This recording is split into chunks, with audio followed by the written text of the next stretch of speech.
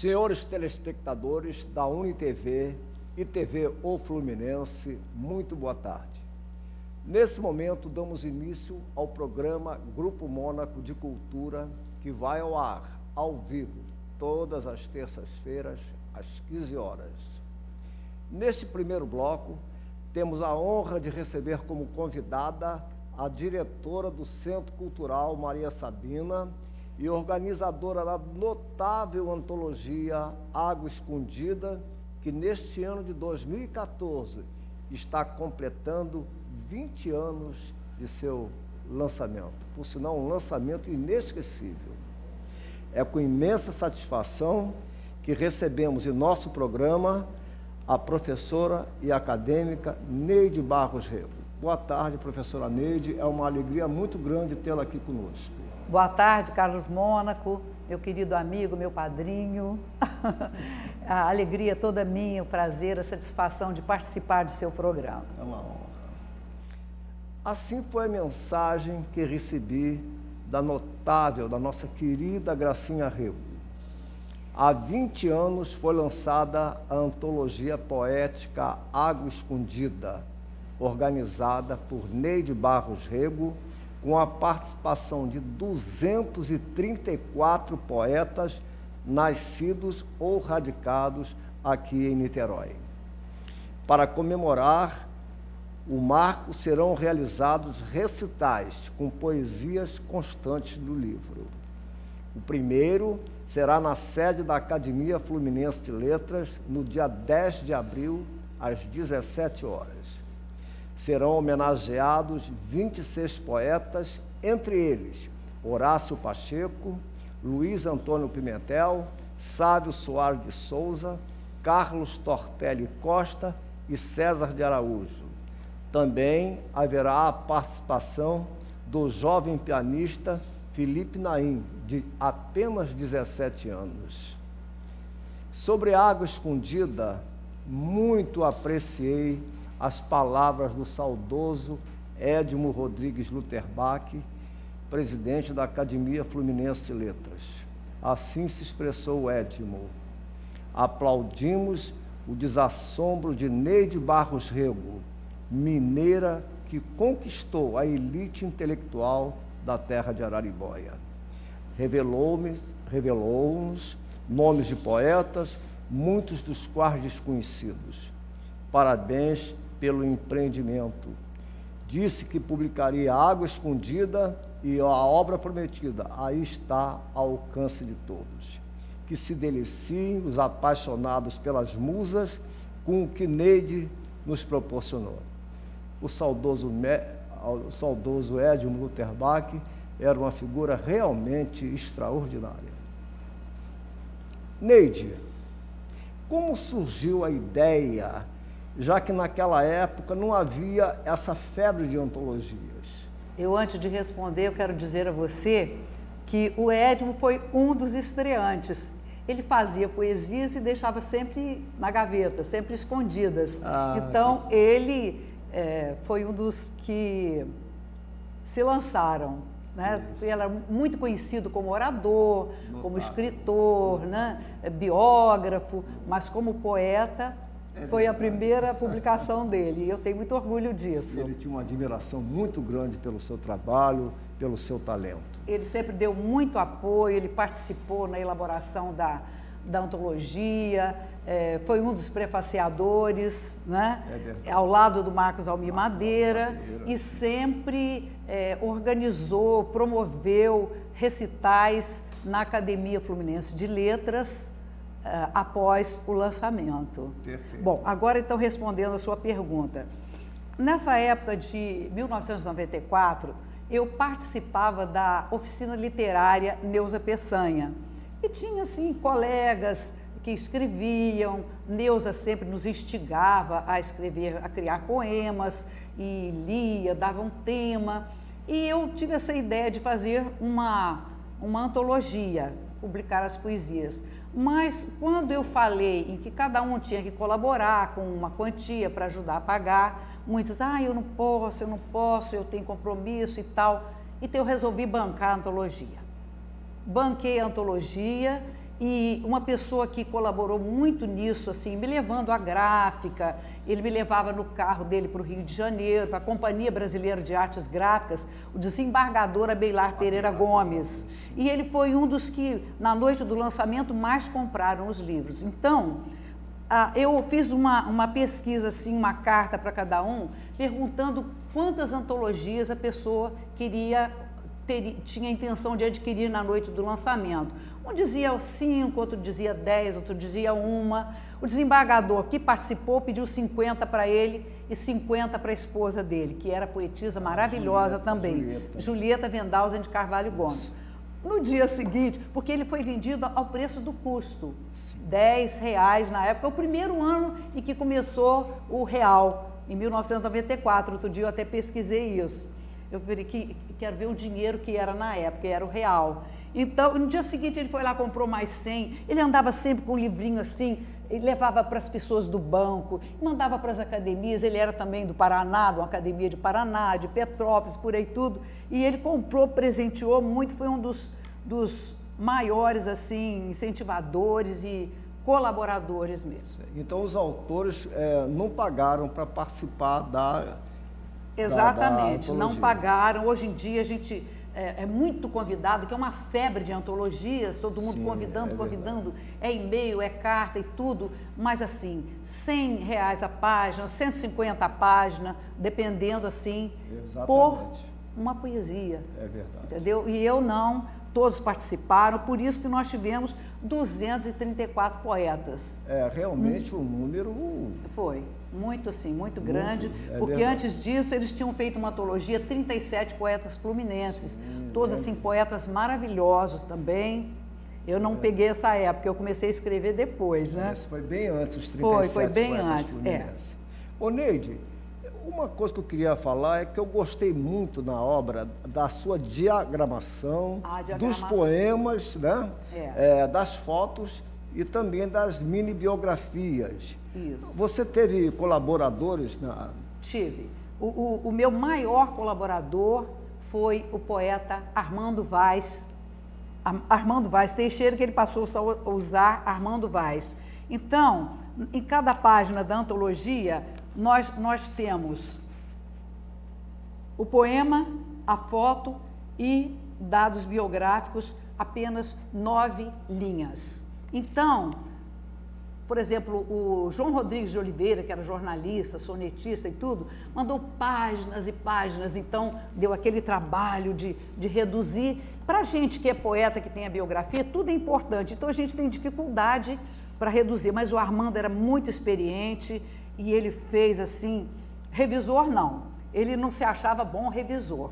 Então o nosso revisor principal, depois de termos duplas, uma dupla confere, outra dupla confere, nós tivemos o Vanderlei Franciscone Mendes, também acadêmico, da Niteroiense, da Fluminense, da Cidade Maravilhosa, de várias academias. E ele foi revisor do Jornal do Brasil.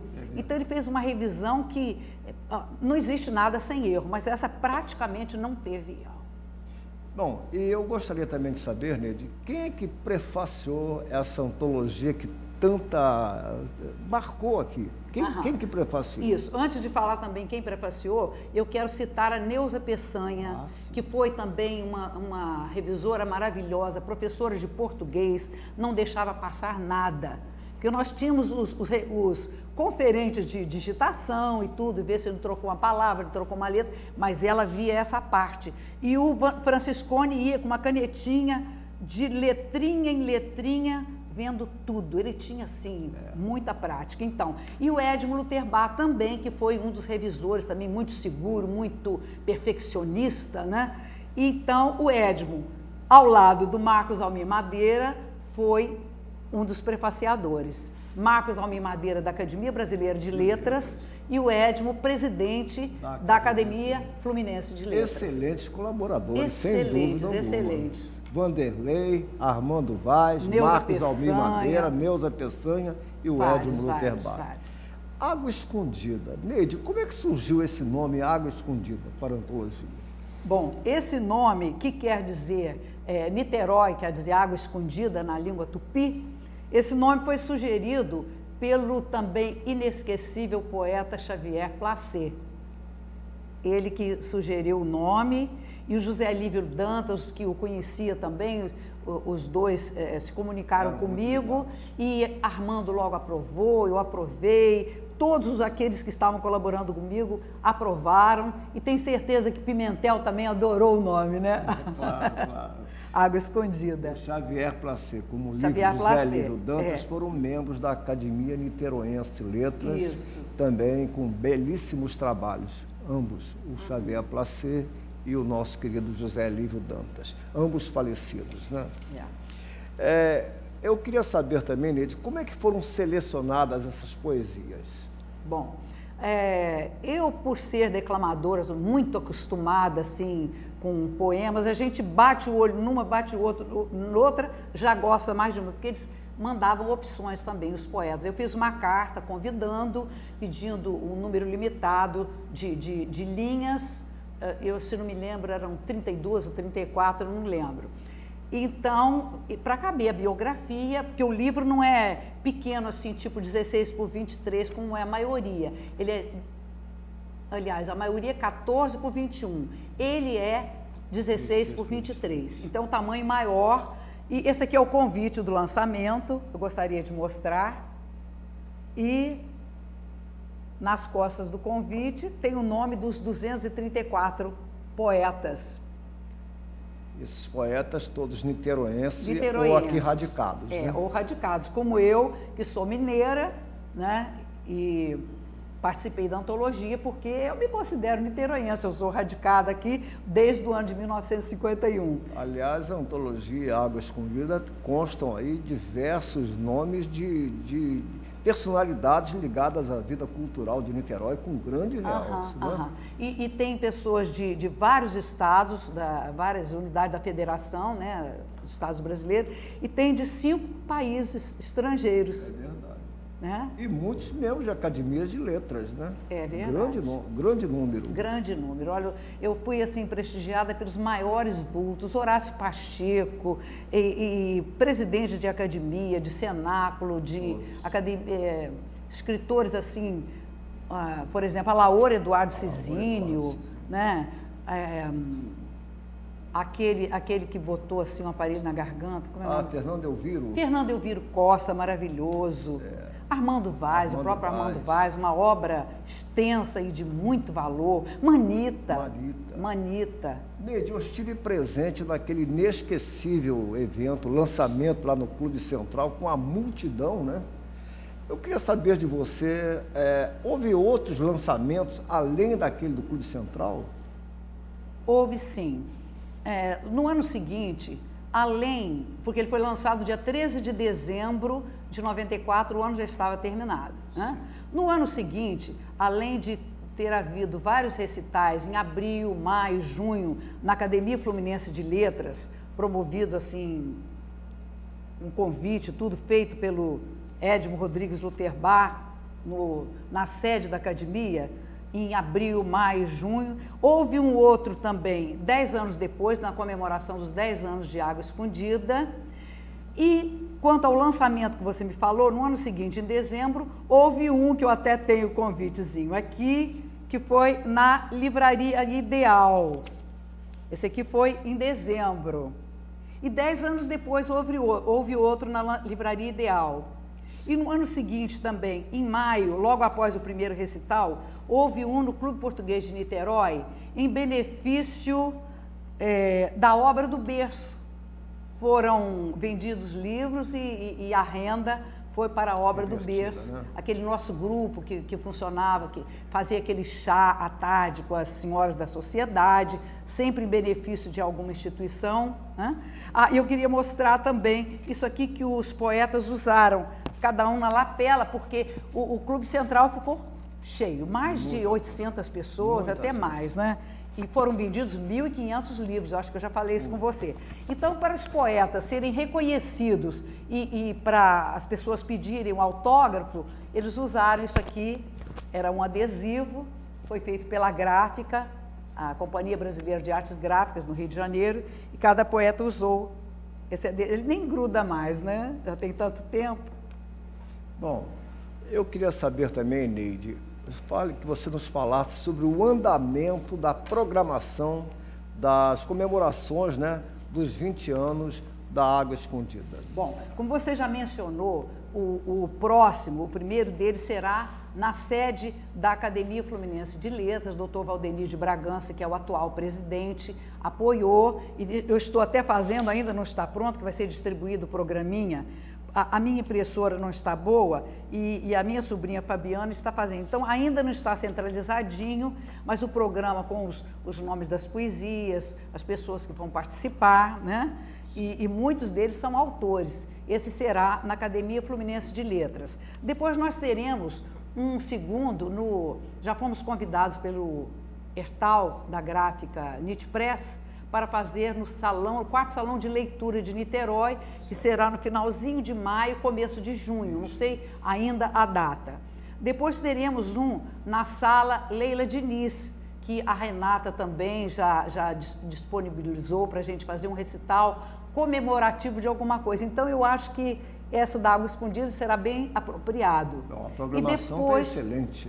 Teremos também no Centro Cultural Maria Sabina, que eu tenho um auditório de apenas 60 lugares, lamentavelmente. Esses recitais sempre enchem porque tem muito participante e familiares, que nós convidamos os familiares dos participantes, tanto os vivos como os falecidos. Bom, falando em falecidos, muitos que participaram já são falecidos, né? Sabe mais ou menos aproximadamente o número de falecidos? Eu acho que mais de um terço já faleceu. Mais de um terço. Nesse recital agora, que vão ser declamados 26 poemas, me parece que falecidos aqui, até fiz uma anotaçãozinha, onde é que eu coloquei a anotação? Aqui. Falecidos: Alberto Vale, Antônio Bispo dos Santos, Armando Vaz, Carlos Tortelli Costa, Celso Furtado de Mendonça, César Araújo, Cláudio Cutilada, Edmo Rodrigues Luterbar, Hércules Lamego, Gerci Pinheiro de Souza, Gilberto Emílio Chodon, Erval de Souza Tavares, Horácio Pacheco, Luiz Antônio Pimentel, graças a Deus, está vivo com 102 anos e vai participar dizendo o poema dele. Marilena Gomes Ribeiro, Marcos Almi Madeira, Mário Monteiro, Menandros e Milton Nunes Loureiro. Você veja quantos nomes que já nos deixaram, nomes que marcaram aqui na nossa história literária da cidade. Isso, né? Então desses 26 que serão declamados, 14 já são falecidos. Agora, na antologia, qual era o poeta mais jovem e o mais idoso? Você pode Posso dizer. Mais idoso na época, era a Jandira Mascarenhas, que era de 1904, e a mais jovem, ela é filha do Moacir Sacramento, a Kelly Cristina de Sacramento, que quando ela mandou o poema para a antologia, tinha 10 anos. E quando foi publicado, ela tinha acabado de fazer 11, em dezembro, né? Então, era mais jovem. Neide, os familiares foram convidados para o recital? Sim, muitos nós, assim, perdemos o contato, mas os que nós temos contato já telefonamos, já mandamos por e-mail. Eu também tenho Facebook, então eu compartilhei com várias pessoas ali que estão na antologia, mesmo os que não que não vão ser declamados agora, sim, mas que participaram e que vão participar de outros. Muitos foram avisados. E há algum autor que vai dizer a própria poesia no recital? Sim, um deles é o Luiz Antônio Pimentel, como eu disse.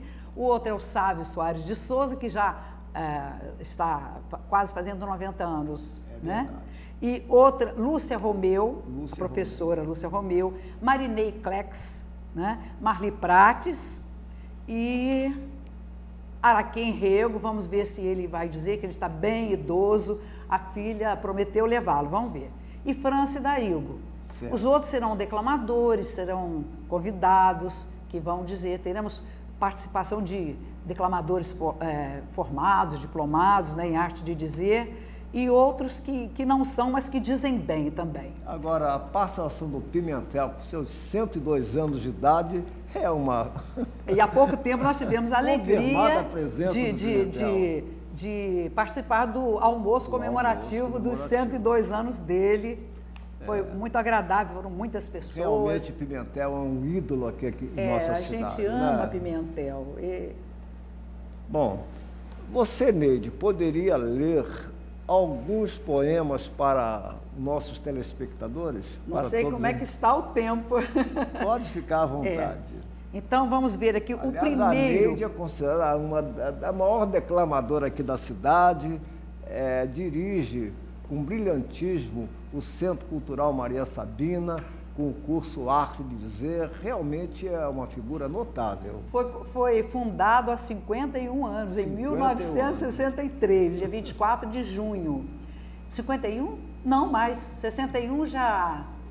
Esse ano vai fazer 53. 53 anos, pois isso. é. 53 anos. Bastante tempo. Bom, então o primeiro, porque o livro é por ordem alfabética, então é muito fácil você encontrar. Quer encontrar Marilena Gomes Ribeiro, você acha logo.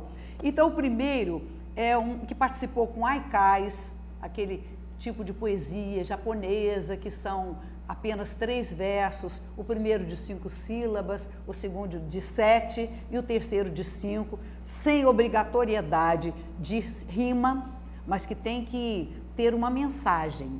Então, o Abelar Pereira Gomes fez haikais em louvor da amada. Uns falam haikai, eu falo haikai. Eu estava cego, tu chegaste em minha vida e vi a claridade. Eu estava surdo, até que ouvi tua voz, doce melodia. Eu estava mudo, até que te vi e falei palavras de amor. Eu estava só, até que tu apareceste e te acompanhei. Eu só existia antes de te conhecer. Agora eu vivo. Belíssimo, muito bonita, né? Belíssimo. Muito a autoria de Abelar Pereira Gomes. Então nós temos trovas, nós temos haikais, nós temos sonetos, temos poesia livre. Vamos ler outros poemas, né? Porque são todos belíssimos, né? Um que vai ser declamado por André Varela é de Cláudio Cutilado. Esse também faleceu jovem, ele morreu de AIDS, uma pena mesmo, um rapaz de muito valor. Chama-se Aquarela.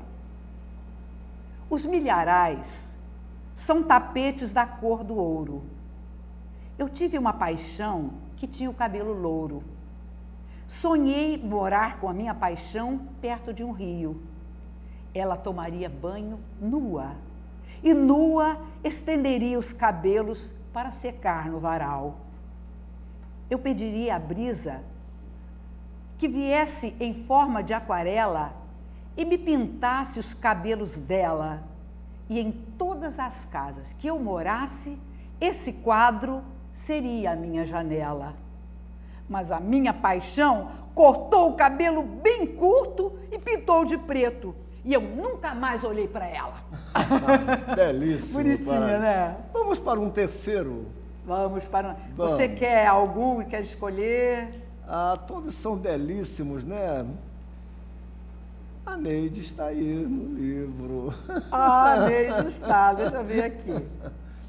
Então, eu participei com um soneto. Então, vamos, Neide, vamos brindar. Eu até sei de cor, mas eu vou ler. Vamos brindar. Chama-se Cicatriz. Vamos lá. Eu até pensei, quando eu for declamar essa poesia, pegar uma jarra de cristal.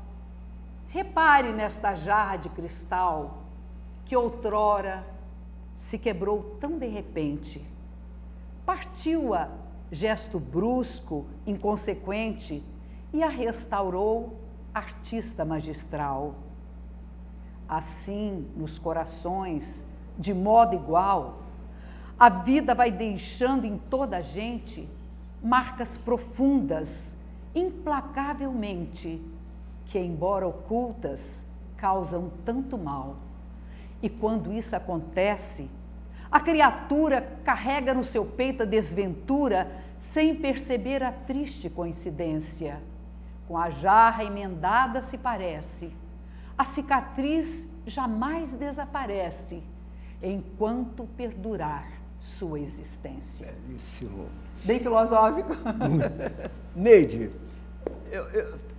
o lançamento da Água Escondida teve uma repercussão enorme aqui na cidade. Todos nós sabemos disso. Eu queria que você nos falasse sobre uma das manifestações sobre essa obra. Eu queria dizer que eu coleciono desde o lançamento. Eu tenho uma pasta com... aqui está uma foto do... Não sei se está dando reflexo. Uma foto minha segurando o livro no lançamento, né? Segurando a Água Escondida, Neide, há 20 anos, em 1994. E aqui abaixo, a foto de um grupo que participou do 3º recital de Água Escondida, realizado na Academia Fluminense de Letras, em junho de 95. Como eu disse, nós todos de gala, e acho que esse do dia 10 também vai ser de gala, as declamadoras todas chiques, o pianista Felipe Naim também de gala, né? Então... vou ler então a manifestação, uma manifestação da filha de uma das participantes, da filha da Yara Vidal Fonseca, Ana Luísa Vidal Fonseca, médica, ela é de Niterói. Então ela escreveu: gostaria de parabenizar a intelectual Neide Barros Rego pela antologia poética Água Escondida, que tem em seu conteúdo trabalhos de 234 poetas de Niterói. Esse livro reúne tantas formas de poesias e foi feito com tanto esmero que poderia ser aproveitado para outra finalidade, além de dar prazer aos amantes das letras. Atualmente, os programas massificados de televisão, cinema, jogos eletrônicos e informática, com monstros, guerras e competições, mascaram e deturpam a realidade, embotam a criatividade de nossos adolescentes, além de torná-los mais agressivos. A meu ver, esta obra literária deveria ser introduzida nas escolas de 1º e 2º graus. Os alunos teriam, num só livro, as mais variadas formas de poesia, aprendendo a diferenciá-las. Além disso, teriam contato com diagramação e prefácios primorosos e, além de seus próprios conceitos e interpretações, seriam levados a criar, a poetar. Parabéns. Neide, considerações finais. Considerações finais. Eu espero que essas nossas comemorações tenha bastante gente lá para recordar os poetas, porque a nossa finalidade, desde que eu comecei a ensinar, a declamar, a dizer poesia, é divulgar os poetas e divulgar a poesia, através de recitais. Então, esses recitais eu espero que tenha bastante comparecimento, bastante gente, e você é um dos que eu faço questão, porque nesse parece que você não vai poder ler um dos depoimentos. Sempre serão lidos 2 depoimentos em cada recital. Mas eu estarei lá para aplaudir. Você estará. Eu acho que no salão de leitura vou convidar você para ler um. Obrigado, Neide. Eu é que agradeço. Bom. Obrigada aos telespectadores pela atenção. Obrigada a vocês todos aqui da UniTV. Bom, despeço-me agradecendo a presença da notável diretora do Centro Cultural Maria Sabina e organizadora da antologia Água Escondida, professora e acadêmica Neide Barros Rego, aqui em nosso programa. E também aos nossos queridos e distintos telespectadores. O segundo bloco terá o comando da psicóloga, acadêmica e queridíssima Elizabeth do Vale. Muito obrigado a todos e até a próxima.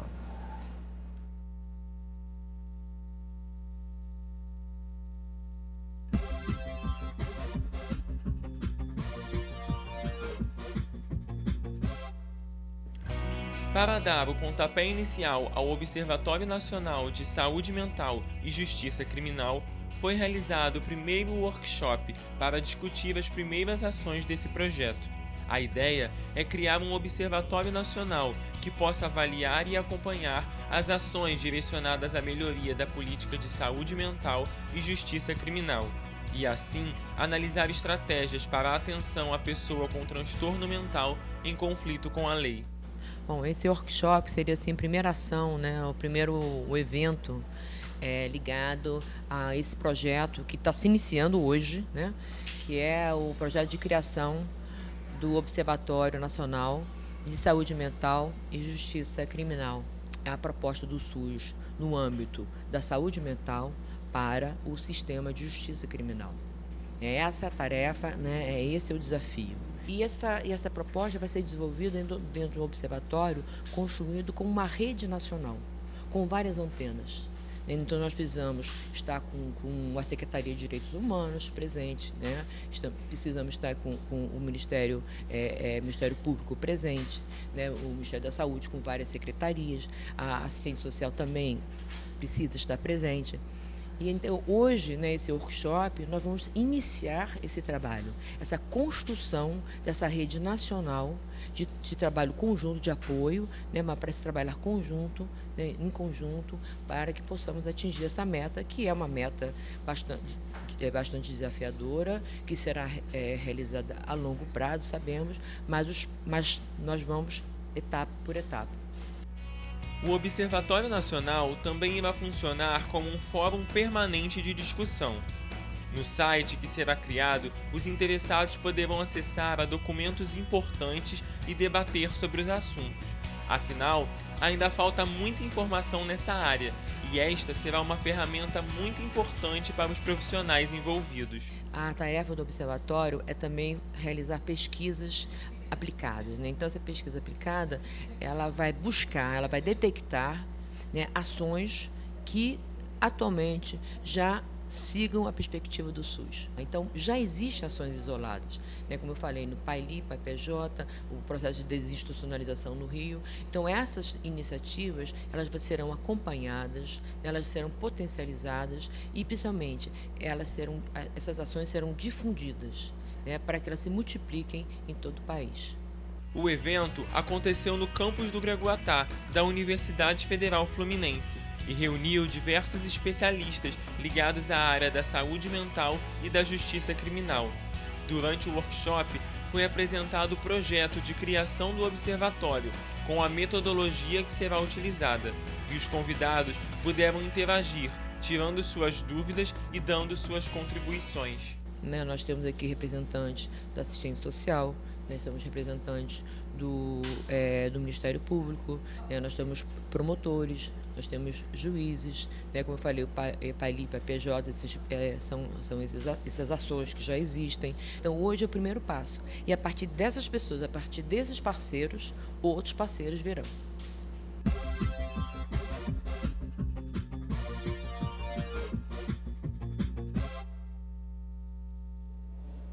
Boa tarde para você que nos assiste. Estamos aqui com mais um Bem-Estar e Saúde e hoje com o nosso queridíssimo oftalmologista, digo queridíssimo porque ele já esteve aqui conosco e as pessoas que se comunicaram conosco gostaram muito da entrevista e pediram tanto essa volta e hoje temos aqui então o prazer de recebê-lo novamente, Dr. Antônio Carlos Alé, seja muito bem-vindo.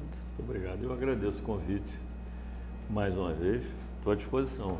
Então, vamos hoje abordar pós-operatório de cirurgia de catarata. Isso. Mitos e verdades, pode ser assim? Mitos e verdades seria mais interessante. Né? Eu acho esse tema interessante porque a gente tem tido muita cobrança disso, né? Nós estávamos conversando a respeito da história do pós-operatório da catarata. Aliás, a visão da catarata mudou muito de uns anos para cá.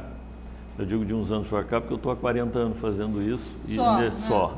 E nesse período a gente já teve 3 fases, já passei 3 fases diferentes do processo de cirurgia da catarata. E nessas fases, cada mudança dessa sempre é uma mudança difícil, né? A gente saiu da intracapsular para extracapsular e para facoemulsificação, implante de lente, essa coisa toda. É bem verdade que hoje o processo em si, embora seja uma parafernália de equipamento enorme, o processo em si é muito mais simples de recuperação, em termos de recuperação, do que era antes. Para a gente ter uma ideia da história, é o seguinte, a catarata, na realidade, o pessoal costuma dizer que é aquela pelezinha que tem no olho. Não é verdade, aquilo é o pterígio. Catarata é a lente dentro do olho que, com o tempo, começa a opacificar e começa a atrapalhar a visão. O que a gente faz, na realidade, é trocar essa lente. E já vou dar um cortezinho aí. Qual é a faixa etária em que esse cristalino normalmente começa a deteriorar? Roberto, em média, a faixa etária mais provável é a partir dos 60 anos. Mas a catarata, o pessoal diz, mas eu estou muito novo para ter catarata. Eu digo, bom, mas catarata você pode nascer com ela. Existe a catarata congênita. Tá? Mas a catarata de desenvolvimento normal, natural, que a gente chama de catarata senil, acima dos 60 anos é mais provável. No processo da fisiologia natural, dentro de determinados aspectos aí que a gente conjuga como sendo natural, por volta, então, em torno dos 60 anos, você já começa a ter uma degeneração. O que não quer dizer que o paciente mais jovem não venha a ter. É perfeitamente possível. Sim. Né? Eu costumo sempre dizer o seguinte, catarata não é se, é quando. Assim, a minha cunhada, por exemplo, a sua cliente, ela não tem 60 anos ainda, operou em torno dos 57 anos. Isso pode acontecer perfeitamente. Né? Mas um dia a gente vai ter catarata. Mais cedo ou mais tarde. Se não morrer antes, né? Por isso é que quando eu dou o diagnóstico de catarata, eu dou os parabéns. Meus parabéns, você está com catarata. Mas como assim isso é doença? Eu digo, não, isso é sinal de saúde. Com certeza. Não vem com a idade? Para ter idade precisa ter saúde, senão você nunca chega a ter catarata. Então, catarata é um processo normal de envelhecimento do olho. Né? O que a gente faz hoje é trocar esse cristalino. A gente esvazia o cristalino, uma incisão 2.8, 2.9, uma coisinha. O que é esvaziar o cristalino? Ele não é retirado? Não. Na realidade, o que a gente faz é o seguinte. Antigamente, a gente tirava o cristalino inteiro. Né? Que era deixar o olho sem nada. A gente chamava de afasia. Hoje, a gente abre o cristalino com um faco emulsificador. A gente esvazia e deixa a cápsula do cristalino. E nessa cápsula você coloca uma lente. Ela tem um adaptador que ela entra dobrada. E a gente, na realidade, injeta uma lente dentro do olho. Essa lente entra e ela abre dentro do olho. Abre dentro da cápsula do cristalino. Entendeu? E ele fica preso dentro da cápsula do cristalino. E daí a história do pós-operatório, porque aí vem os mitos e verdades. Né? Não posso fazer isso, não pode fazer aquilo. E essa lente, um outro adendo aqui que eu acho importante. Essa lente, ela já é introduzida aí nesse cristalino, normalmente com um grau... Com grau. Tem os exames pré-operatórios, o principal de tudo é exatamente identificar essa lente. Porque é uma lente que, na média, ela é em torno de 20 e poucos graus de dioptria. É troço para chuva, é muita coisa. Né? Mas a gente sempre procura fazer um exame, uma avaliação de tal ordem que você consiga o mais aproximado de zero possível. Né? E essa coisa é gozada porque com essas cobranças, hoje cada vez a pessoa cobra mais detalhe, mais qualidade no pós-operatório. Qual é o exemplo melhor disso daí? O exemplo melhor disso daí é o paciente que foi fazer exame no Detran e achava que não tinha nada e foi reprovado porque não passou. Aí você vai examinar e diz, não, lógico, não passou, você tem uma catarata. Ah, não é possível? Isso é possível, não é? Então, esse paciente que vai ser operado, ele quer fazer a cirurgia e quer passar no Detran. Então, ele precisa ter qualidade na cirurgia. Ele quer passar sem óculos. Ele quer passar sem óculos. Com a lente que foi colocada lá no cristalino. Não necessariamente sem óculos. Às vezes, você precisa de uma correção pequena. Você não consegue uma absoluta precisão de 100%. Isso é impossível. Mas um meio grau, 0,75, 1, essas coisas assim pequenas... Mas é perfeitamente normal, não tem nada assim de errado nisso, né? E aí, mas às vezes a pessoa não pode, mas eu ainda vou ter que usar óculos para longe? Sim, às vezes ainda vai ter que usar óculos para longe. Agora, doutora Alé, nesse pós-operatório, a gente sabe que qualquer pós-operatório tem situações inusitadas. Com certeza. Né? O que poderia acontecer nesse pós-operatório de situações inusitadas? Roberto, olha só. No sentido de inflamação, aí... Hoje é uma cirurgia de baixo risco, tá? De alta complexidade, mas de baixo risco.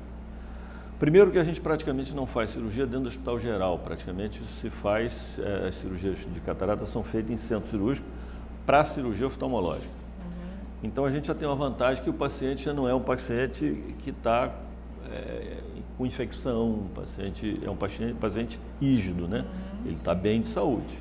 Então o risco de complicação em termos de infecção é muito baixo, Mas o que pode existir na realidade é o seguinte, a gente tem que entender que de qualquer maneira você está botando um corpo estranho dentro do olho. Não pode deixar de haver qualquer pequeno trauma. Sim, claro. Que é uma invasão. É uma invasão, claro. Que é. Num órgão extremamente delicado. Com certeza, né? com certeza. Que é a visão. E às vezes no pós-operatório você tem um processo que perdura um pouco mais de tempo. Nós estávamos até conversando sobre isso, né? Paciente que às vezes, mas eu ainda estou sentindo dor, estou sentindo um desconforto. Sim, às vezes pode acontecer.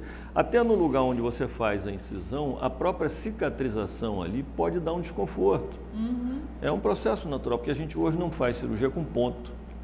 É a chamada incisão selada. Você faz uma incisão pequena e aquilo dali, a própria natureza incumbe de fechar aquilo ali, você não precisa dar ponto, salvo em raríssimas exceções, mas normalmente não se dá ponto. Mas a própria cicatrização daquilo ali, às vezes, causa um certo desconforto, o que é perfeitamente natural. O ideal é o quê? O ideal é que você chegue no pós-operatório, o paciente está feliz da vida, enxergando tudo, não está sentindo nada.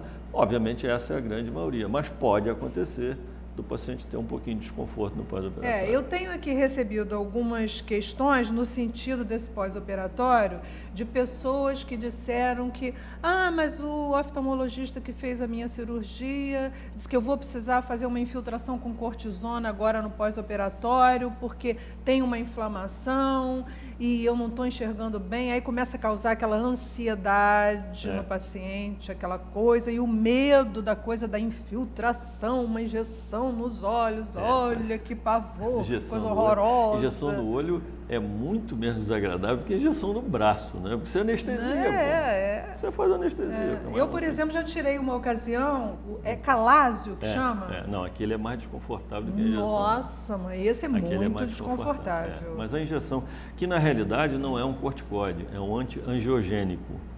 Na realidade, o que ele faz é evitar que tenha uma neovascularização. Esses processos de pós-operatório que a gente tem que fazer infiltração, normalmente o mais comum hoje é a chamada DMRI, Degeneração Macular Relativa à Idade. Ela aparece por fatores vários, né? Mas uma das causas que a gente tem que entender é o seguinte, o olho está com a passagem de luz obstruída. Então a quantidade de luz que você recebe na mácula é pequena. De repente você vai lá e abre aquela janela assim, é igual você acordar de manhã, um sol forte, você abrir a janela, aquela quantidade de luz, de certa forma, é um choque. Cega. Não, também, né? Mais ou menos, mas de qualquer forma é uma intensidade muito forte, de tal ordem que a retina não estava acostumada com isso, a mácula não estava acostumada com esse excesso de estimulação.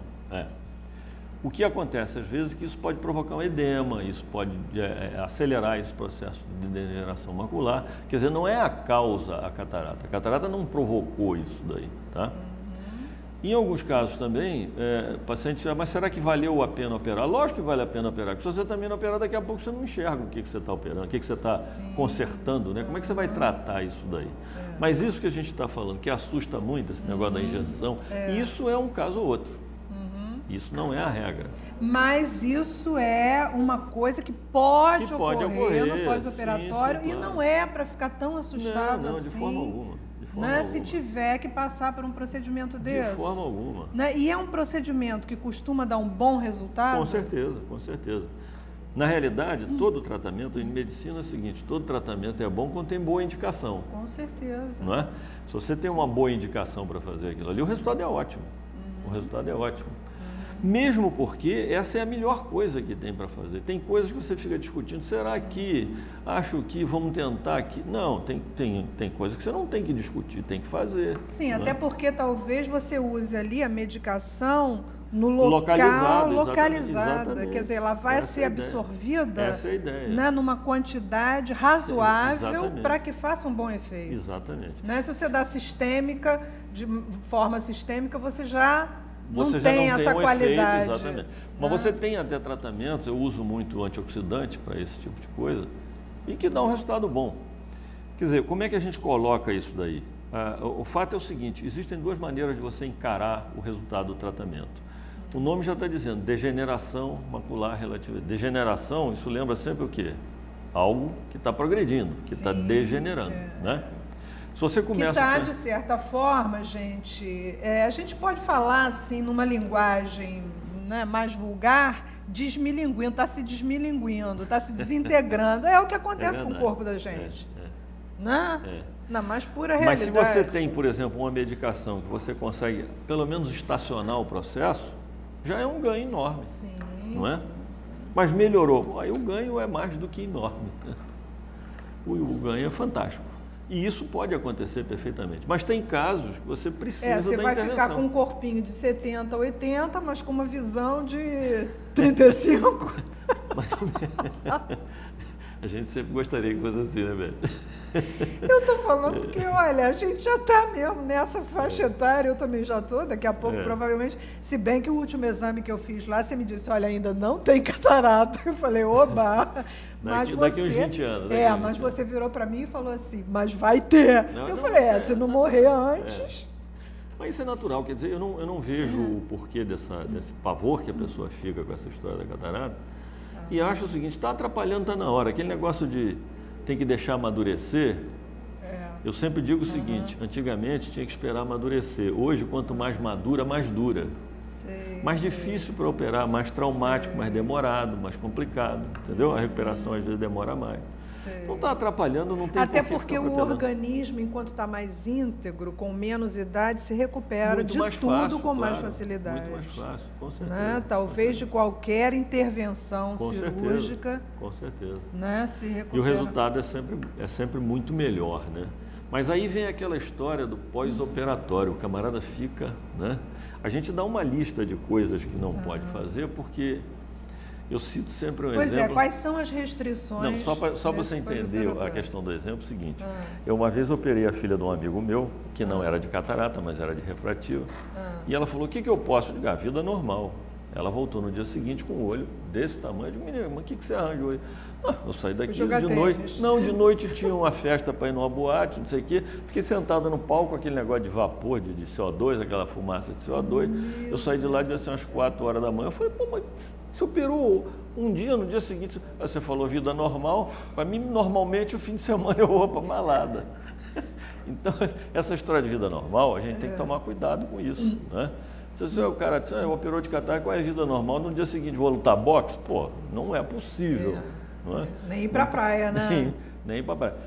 Qual é o problema disso daí? A praia, por exemplo, por causa da intensidade do sol, a gente sempre pede que use um óculos escuro e tal.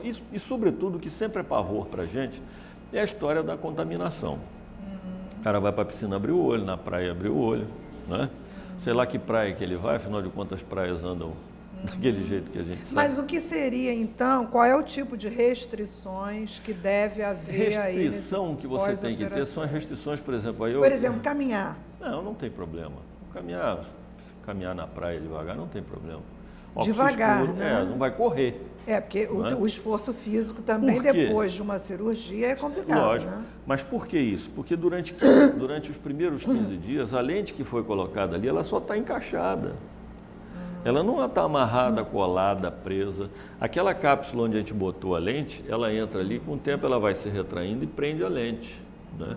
Depois que ela fechou, prendeu, está tudo direitinho, que ela cicatrizou.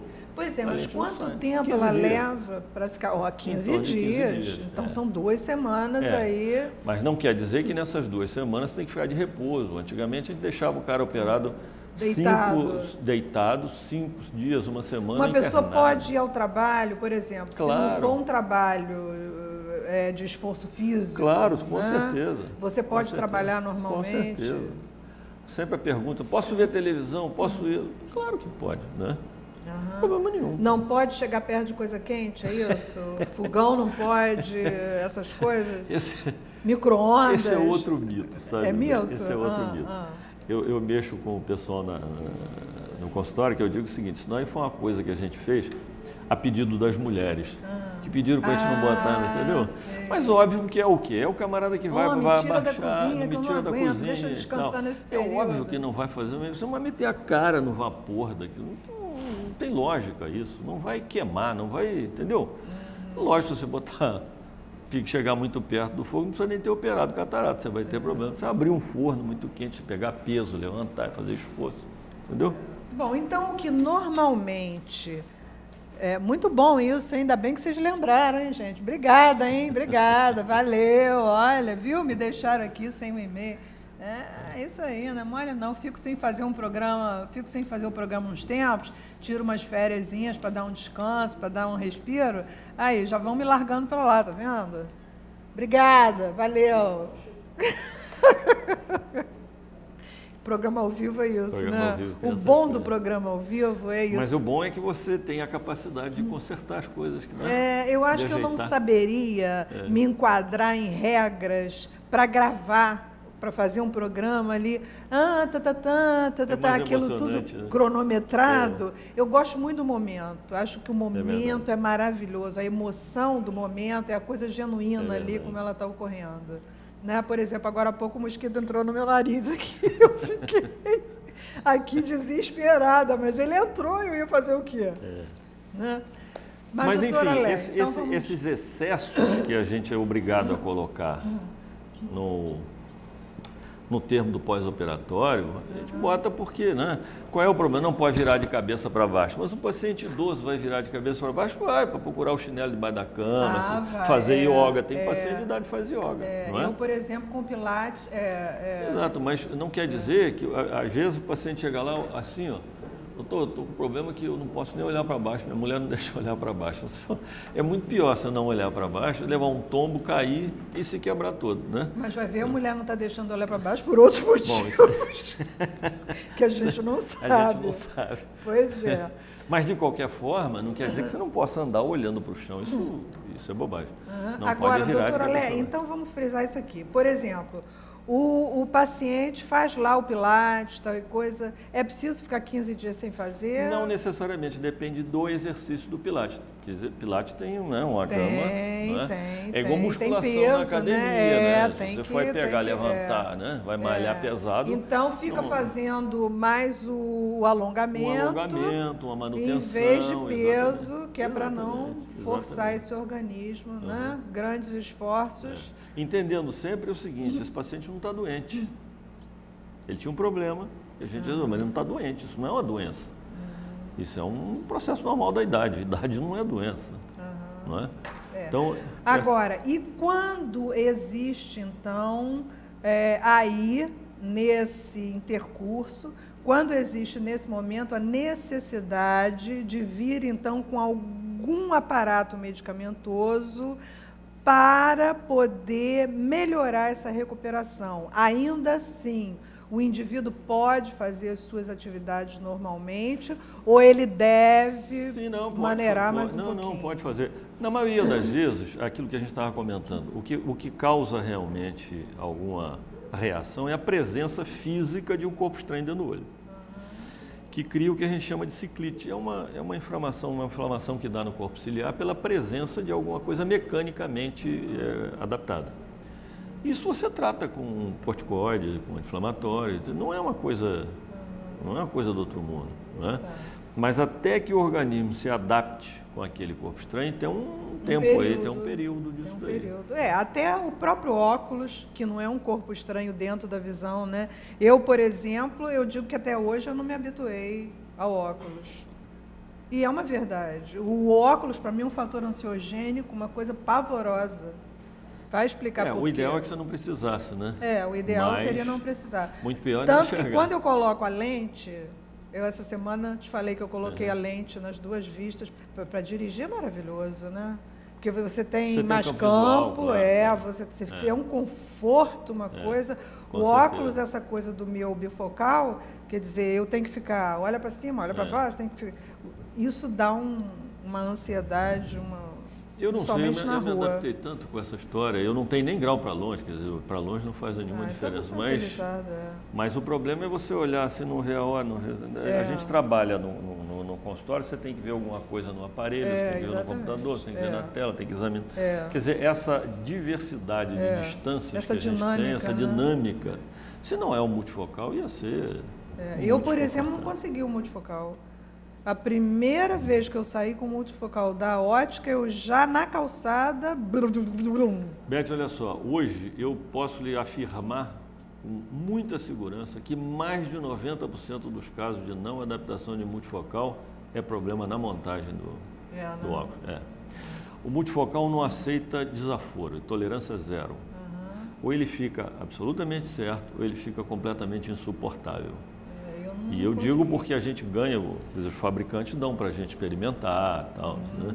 Então, às vezes, é um detalhe mínimo de montagem que fica desconfortável. Fica desconfortável. Eu não consegui. Mas, que eu estou de bifocal. Agora, outra coisa também que é interessante é o seguinte, o multifocal é uma grande evolução em cima do bifocal, né? Que é a chamada lente progressiva, que mudou muita coisa de anos para cá. Quer dizer, aí volta aquela história dos 40 e poucos anos atrás. Né? Naquela época era muito mais difícil você adaptar um multifocal, porque era muito mais complicado. Hoje os multifocais são mais estreitos e o campo intermediário é mais largo, quer dizer, eles diminuíram o canal de progressão, mas ampliaram a lateralidade. Para dar mais campo. Para dar mais campo. E as aberrações laterais, que era o grande sufoco do multifocal, hoje multifocal tem sistema que é feito com sulfaçagem digital. Quer dizer, você tira a gabarito, a precisão é muito maior. Né? E isso não quer dizer que é absolutamente infalível. Não, pode acontecer. Mas a grande maioria é problema na montagem. Às vezes é um ajuste na armação, uma altura, uma regulagem no óculos, você resolve o problema. O meu bifocal, por exemplo, eu faço a lente para perto com 9 milímetros. Você já viu isso em alguém? Não, mas bifocal ou multifocal? Bifocal. Olha lá. É verdade. 9 milímetros. Se for 11, já me atrapalha na visão intermediária. Aí o pessoal das óticas fica desesperado comigo, né? Mas isso não pode, laboratório nenhum vai fazer isso. Falei, olha... Mas ela restringe o campo de perto. Restringe. Ela restringe o campo de perto. Mas com esse ainda vai mais ou menos. Agora o multifocal, até agora...